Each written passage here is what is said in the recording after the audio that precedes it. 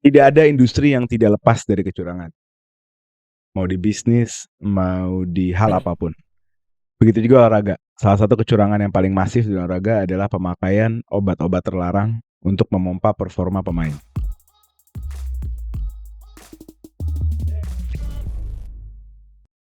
Dan ini kita membahas doping di dunia sepak bola, ya kan? Baru saja kita dapat info soal Papu Gomez yang terdakwa tidak bisa melewati proses anti-doping, pengecekan anti-doping. Sebelumnya juga beberapa bulan lalu kita tahu Pogba kena hal yang sama dan hukumannya nggak main-main. Hukumannya bisa 1 sampai 2 tahun. Di umur-umur seperti Papu Gomez dan Pogba itu kurang lebih seperti auto pensiun sebenarnya. Oh jika kalau nggak salah ini peraturan UEFA bukan FIFA. Jadi masih ada chance mungkin dia bisa ngemis-ngemis ke tim Saudi untuk pindah gitu kan. Nah, Bang Gundo, gimana pendapat lu soal doping dalam sepak bola? Ya ini udah attitude ya ranahnya. Main sepak bola itu kan dibayar bukan performa di atas lapangan, tapi public figure itu sebagai contoh juga untuk di luar lapangan. Di dalamnya itu dengan permainan, di luar dengan aktivitas. Nah makanya penting sekali buat pesepak bola itu menjaga kredibilitas dia. Nah, mungkin doping itu kan sebenarnya bukan obat terlarang kayak narkoba ya, yang bisa menghancurkan tubuh atau apa, tapi kan lebih ke stamina kalau yang gue tahu. Performa. Performa biar lebih kuat 90 menit. Kalau menggunakan obat itu ya dia 90 menit dan capek gitu loh. Itu kan udah dilarang. Ya mungkin kalau udah Papu Gomez terutama Pogba ya yang karirnya nggak jelas, ya biasanya dia untuk mengembalikan kepercayaan diri ya menggunakan doping. Kita tahu Pogba itu kan rentan cedera dan masuk Juve satu musim. Kayaknya attitude problemnya nggak selesai-selesai dari Iya, urusan kakaknya, dari dulu kan dukun lah, ya inilah, sampai kan itulah. terakhir cedera.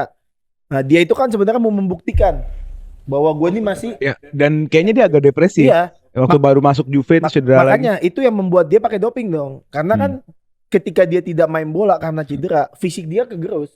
Ya. Mau nggak mau dia harus mengkonsumsi sesuatu agar dia bisa main 90 menit bisa menunjukkan. Nah, mungkin dia lupa gitu kalau dalam sepak bola tuh udah dites gitu. Ya. Cuman kalau gue mekanisme detail gue kurang tahu gimana itu. Mungkin ada yang bisa jelasin bagaimana? Sebelum lu ngasih pendapat, gue mau sedikit ngasih tahu info ya pemain-pemain yang kena kasus doping. Selain Pogba dan Papu Gomez, ada Diego Armando Maradona. Ya. Kemudian tadi lo mention narkoba, kalau dia kena kokain. Ya. Ada Adrian Mutu juga kena kokain. Ya. Terus yang menarik Samir Nasri juga pernah kena. Apa tuh?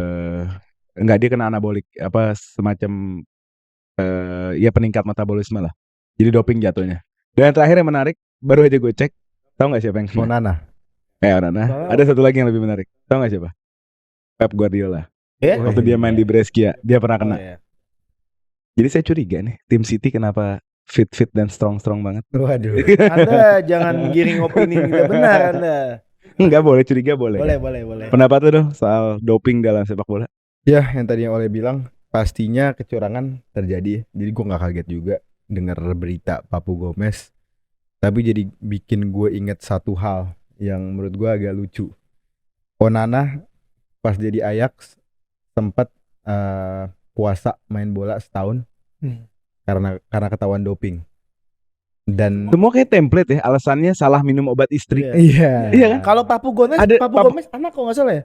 Enggak tahu deh, pokoknya kalau Pogba bilang itu obat istrinya. Iya, Onana juga obat istrinya. Iya, Papu Gomez anak. Iya, gue nikahin bini gue kayak nggak pernah gue minum obat dia. Cuman gue penasaran juga sih obat itu bikin apa gitu.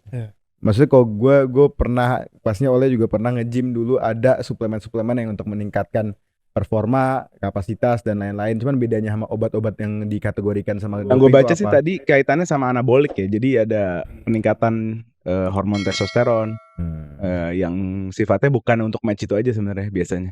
Jadi itu memang pemakaian jangka panjang. Iya. Cuman kayaknya kalau kita lihat ya dari keseluruhan dengan seberapa kompetitif dunia sepak bola zaman sekarang, seberapa banyak pressure untuk perform di sosial media, di real life juga zaman sekarang, kayaknya gue nggak kaget orang pemain-pemain berani untuk doping soalnya mereka butuh 10%-nya gitu, dari 100 ke atas 10% untuk survive Ya atau karena untuk emang perform kompetisi tinggi kan. tinggi banget gitu. Mungkin selain tinggi, Jadi extra match-nya kick juga aja, banyak ya, termasuk extra media internasional. extra energi Iya, aja tuh bisa Ngaruh banget bukan gitu. bukan itu nopang. ya. Negara antar negara terbang itu kan makan waktu ya, pasti capek. Tapi menurut saya pemain-pemain ini harus belajar dari satu orang sih. Conor Gallagher. Oh itu emang Tanpa doping. kuat dia. Ada mesin diesel di dalam Mason Mount badannya. juga Mason Mount. Iya.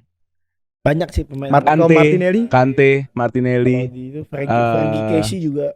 Casey juga gitu ya. kayak kalau itu genetik ya. Tapi main genetik sih. Greenman kuat banget itu. Gitu. Oke, coba kalian tulis di kolom komen dong pendapat kalian soal doping atau ada info-info yang lebih seru. Gue tadi kaget juga tuh soal Pep Guardiola di Brescia kena gitu kan. Tapi kalau Pep itu jangka panjang itu ke pelatih ngaruhnya ya, ke bagaimana dia nanti.